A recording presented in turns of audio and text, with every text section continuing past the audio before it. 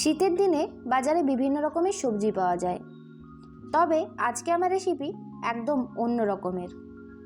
আগের দিন আমি তোমাদের সাথে ফুলকপির রেজালা রেসিপি শেয়ার করে নিয়েছি। আশা করি তোমাদের ভিডিওটি খুবই ভালো লেগেছে। আর যদি তোমরা এখনও পর্যন্ত ভিডিওটি না দেখে থাকো তাহলে অবশ্যই চ্যানেলে গিয়ে তোমরা দেখে নিতে পারো। আর ফুলকপি রান্না করে নেওয়ার পর আমরা বিশেষ করে ফুলকপির ডাঁটাগুলোকে ফেলে দিই, আর আজকে আমি সেই ফেলে দেওয়া ডাঁটা দিয়েই একটা নতুন রেসিপি তৈরি করে নেব। তাহলে চলো শুরু করে দেওয়া যাক আজকের ভিডিও। নমস্কার বন্ধুরা, রান্না ও রান্না চ্যানেলের আরও একটি নতুন এপিসোডে সবাইকে স্বাগত। ফুলকপির ডাঁটা চচ্চড়ি তৈরি করে নেওয়ার জন্য আমি এখানে নিয়ে নিয়েছি কিছুটা পরিমাণ ফুলকপির ডাঁটা। আমি ফুলকপিটা রান্না করে নেওয়ার পরে যে ডাঁটাগুলো বেঁচে ছিল সেই ডাঁটাগুলো দিয়ে আজকে আমি এই সবজিটা তৈরি করে নেব। আর তার সাথেই নিয়েছি কিছুটা পরিমাণ বিভিন্ন রকমের সবজি, যেগুলো বিশেষত শীতকালে পাওয়া যায়। তার মধ্যে রয়েছে শিম, মূলো, নিয়েছি কিছুটা পরিমাণ বেগুনগুলো একটু বড় সাইজের করে কেটে নিয়েছি। লাগছে কিছুটা পরিমাণ কুমড়ো, যেটা সারা বছরই বাজারে পাওয়া যায়। আর নিয়ে নিয়েছি একটা মাঝারি সাইজের ফুলকপিগুলোকে আমি এরকম ডুমো ডুমো করে কেটে নিয়েছি। আর নিয়েছি একটা মিডিয়াম সাইজের আলুগুলোকেও আমি এরকমভাবে লম্বা লম্বা করে কেটে নিয়েছি। এবার প্রথমে আমি এখানে ফুলকপির ডাঁটাগুলোকে একটু প্রেসারে সিটি দিয়ে নেব, কেননা ডাঁটাগুলো একটু শক্ত হয়, তাই সেদ্ধ হতে অনেক বেশি সময় লাগে। আর এইভাবে প্রেসার কুকারে যদি সেদ্ধ করে নেওয়া যায় তাহলে খুব সহজেই রান্নাটা হয়ে যায়, আর গ্যাসেও অনেকটাই বেঁচে যায়। দিয়ে দিলাম 2 কাপ পরিমাণ জল, আর তার সাথেই দিয়ে দেব সামান্য পরিমাণে নুন, যাতে ডাঁটার মধ্যে নুনটা বেশ ভালো মতো মিশে যায়। 4টে সিটি আমি এটার এবার দিয়ে দেব। এদিকে গ্যাসের মধ্যে আমি কড়াই বসিয়ে দিয়েছি। কড়াতে দিয়ে দেব আমি পরিমাণ মতো সরষের তেল। আমি রান্নাটা সরষের তেলেই করে নেব। তেল গরম হয়ে গেলে আমি বেশ কিছুটা পরিমাণ বড়ি দিয়ে দিলাম। এবার বড়িগুলোকে আমি বেশ ভালো মতো করে প্রায় 3 থেকে 4 মিনিট সময় ধরে ভেজে নিচ্ছি লাল লাল করে। দেখো বড়িগুলো আমার ভেজে নেওয়া হয়ে গেছে সুন্দরভাবে। এবার আমি বড়িগুলোকে তুলে নেব। একটা বাটিতে আমি আলাদা করে বড়িগুলো তুলে নিলাম। আর আমি এক্সট্রা করে তেল দেব না। এবার ওই তেলের মধ্যে আমি দিয়ে দেব ছোটো চামচের 2 চামচ পরিমাণ 5 ফোড়ন। যেহেতু সবজির পরিমাণটা অনেকটাই বেশি আছে, দিয়ে দেব 2টো শুকনো লঙ্কা, মাঝখান থেকে সামান্য চিড়ে দিলাম। এখানে আমি 3টে লঙ্কা দিয়ে দিলাম। এবার লঙ্কা আর 5 ফোড়নটাকে বেশ ভালো মতো ভেজে নিয়ে এর থেকে একটা সুন্দর গন্ধ বেরোতে থাকলে আমি দিয়ে দিলাম কেটে রাখা কুমড়ো। এবার কুমড়োটা দিয়ে দেওয়ার পর আমি সবজিটাকে প্রায় 1 থেকে 2 মিনিট সময় ধরে ভেজে নেব।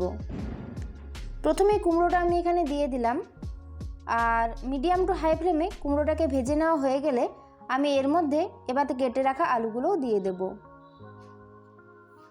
তোমরা চাইলে সমস্ত সবজিগুলো আলাদা আলাদা করে ভেজে নিয়ে তুলে তারপর রান্নাটা করতে পারো, তবে সেক্ষেত্রে রান্নাটা খুব বেশি রিচ হয়ে যাবে বলে আমি ওই তেলের মধ্যেই একটা একটা করে সবজি সমস্তগুলো ভেজে নেব।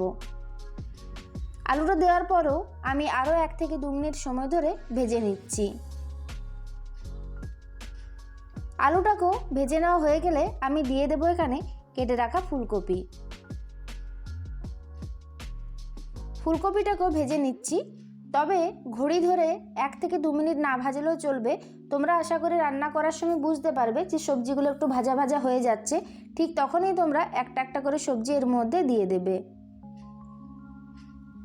ফুলকপিটাও ভেজে নেওয়া হয়ে গেলে আমি এর মধ্যে দিয়ে দেব কেটে রাখা শিম। এখানে আমি 100 গ্রাম শিম নিয়ে নিয়েছি, আর শিমগুলোকে 2 টুকরো করে কেটে নিয়ে 2 সাইডের শিরাগুলোকে বাদ দিয়ে দিয়েছি। শিমটাকেও 1 মিনিট ভেজে নিয়ে আমি এখানে কেটে রাখা মূলোটাকে দিয়ে দিলাম। এবার মূলোটাকেও মিডিয়াম টু হাই ফ্লেমে একটু ভেজে নিতে হবে। একটু ধৈর্য ধরে কাজটা করতে হবে, তাতে এই রান্নার টেস্ট অনেকটাই বেটার হয়। এবার সবশেষে দিয়ে দিলাম বড় সাইজ করে কেটে রাখা বেগুন যেহেতু নরম, তাই জন্য আমি সবশেষে বেগুনটা দিলাম। আর সবজিগুলো ভাজতে ভাজতে আমার সবজিগুলো অনেকটাই নরম হয়ে যাবে, তাই জন্য এখানে আমি সবশেষে বেগুনটা দিলাম। এবার বেগুন দেওয়ার পর 1 মিনিট ভেজে নেওয়া হয়ে গেলে আমি এখানে প্রেসার কুকারে সেদ্ধ করে রাখা ডাঁটাগুলোকে দিয়ে দিলাম। ডাঁটাগুলো বেশ ভালো মতো সেদ্ধ হয়ে গেছে, আর এর মধ্যে যেহেতু আমি নুন দিয়েছি তাই অবশ্যই পরে নুনটা বুঝে দিতে হবে। সমস্ত সবজি আরও 1 থেকে 2 মিনিট সময় ধরে মিডিয়াম টু হাই ফ্লেমে ভেজে নিতে হবে। এবার ভেজে নেওয়া হয়ে গেলে আমি এর মধ্যে দিয়ে দেব পরিমাণ মতো নুন, আর এখানে দিয়ে দেব সামান্য পরিমাণে হলুদ গুঁড়ো। তারপর সমস্ত কিছু বেশ ভালো মতো করে মিশিয়ে দিচ্ছি। এখানে আমি আলাদা করে আর কোনো এক্সট্রা মশলা দেব না, খুব কম মশলাতে আমি এগুলো রান্না করে নেব, তাতেই কিন্তু এই সবজির টেস্ট অনেক বেশি বেড়ে যাবে। বেশ ভালোভাবে নাড়াচাড়া করে মিশিয়ে নিয়ে সবজিটা যাতে বেশ ভালোভাবে সেদ্ধ হয়ে যায় তাই জন্য এখানে পরিমাণ মতো জল দিয়ে দিতে হবে। দিয়ে দিলাম 1 কাপ পরিমাণ জল। যেহেতু সবজির থেকেও একটা জল বেরোবে তাই জন্য আমি এখানে জলের পরিমাণটা খুবই অল্প দিলাম। নাড়াচাড়া করে মিশিয়ে নিয়ে এবার ঢাকা দিয়ে দেব। 5 মিনিটের জন্য এটাকে প্রথমে আমি লো টু মিডিয়াম ফ্লেমে ঢাকা দিয়ে রাখলাম, আর 5 মিনিট হয়ে গেলে আমি ঢাকাটাকে খুলে নিলাম। দেখো এখানে জলের পরিমাণটা অনেকটাই বেড়ে গেছে, যেহেতু সবজির থেকে জল বেরিয়েছে। তবে মাঝখানে আমি আরেকবার নাড়াচাড়া করে নিচ্ছি, তারপর এটাকে আরও একবার 5 মিনিটের জন্য ঢাকা দিয়ে রাখবো। লো টু মিডিয়াম ফ্লেমে আমি এটাকে ঢাকা দিয়ে রেখেছিলাম। দেখো সবজিটা আমার অনেকটাই কমে গেছে, আর এই সময় সবজিটা সেদ্ধ হয়ে যাবে। তাও একবার চেক করে নিলাম, দেখো আলুটা খুব সহজেই ভেঙে গেল। আর এক্সট্রা যে জলটা আছে সেটাকে আমি একটু ফুটিয়ে নিচ্ছি যাতে এক্সট্রা জলটাও শুকিয়ে যায়। সবশেষে এখানে আমি 1 চামচ পরিমাণ চিনি দিয়ে দিলাম, যেহেতু নিরামিষ রান্না তাই জন্য চিনি দিলে টেস্টটা বেটার হয়। ভেজে রাখা বড়িগুলোও মিশিয়ে দিলাম, আর দিয়ে দেব বেশ কিছুটা পরিমাণ ধনেপাতা। ধনেপাতাগুলোকে একটু গোটা গোটা রেখেছি আমি, তাতে এটার টেস্ট ভালো হবে। আর এই সময় যেহেতু বাজারে ধনেপাতা পাওয়া যাচ্ছে তাই অবশ্যই চেষ্টা করবে ধনেপাতাটা দেওয়ার। আর এক্সট্রা যে জলটা ছিল সেটাও দেখো অনেকটাই শুকিয়ে গেছে।